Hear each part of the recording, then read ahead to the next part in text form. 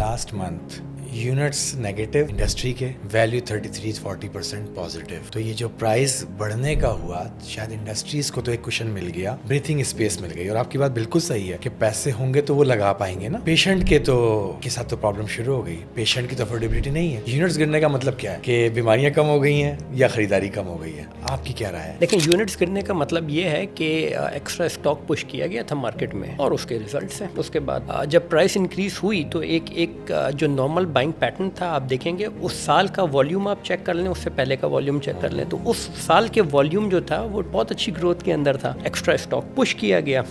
उसके बाद मार्केट ने अपनी करेक्टिव मेजर्स जो थे वो लिए, एडजस्टमेंट हुई, तो अब वो बैलेंस आउट हो गया है. तो अब आप देखेंगे गोइंग फॉरवर्ड चीज़ें जो हैं वो बेहतर हो जाएंगी.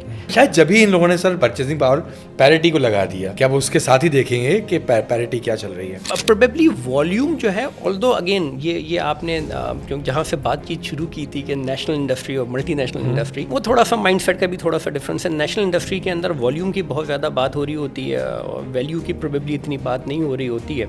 अगेन मल्टी नेशनल्स जो हैं वो वैल्यू ड्रिवन ज़्यादा होती हैं कि मैं कम बेचूं लेकिन मेरे पास इतना पैसा हो कि मैं अपने बिजनेस को सस्टेन कर सकूं या ग्रो कर सकूं. तो ये एक डिफरेंस है, बिल्कुल मेजर डिफरेंस है. पता नहीं, मैं हो सकता है मेरी तो नॉलेज भी बहुत कम है, इन्फॉर्मेशन भी बहुत कम है, कि जिन कंपनीज ने प्राइस सेंसिटिव स्ट्रेटजीज यूज की, बहुत लो प्राइस पे किया, मैं लास्ट अगर 20 ईयर्स में देखता हूँ तो वो कंपनीज बेचारी ग्रो भी नहीं कर पाई. Absolutely. ना अपने एम्प्लॉयज के लिए अच्छा हो पाई, ना पेशेंट के लिए हो पाई, ना शायद वो उस तरीके से इनोवेट कर पाई.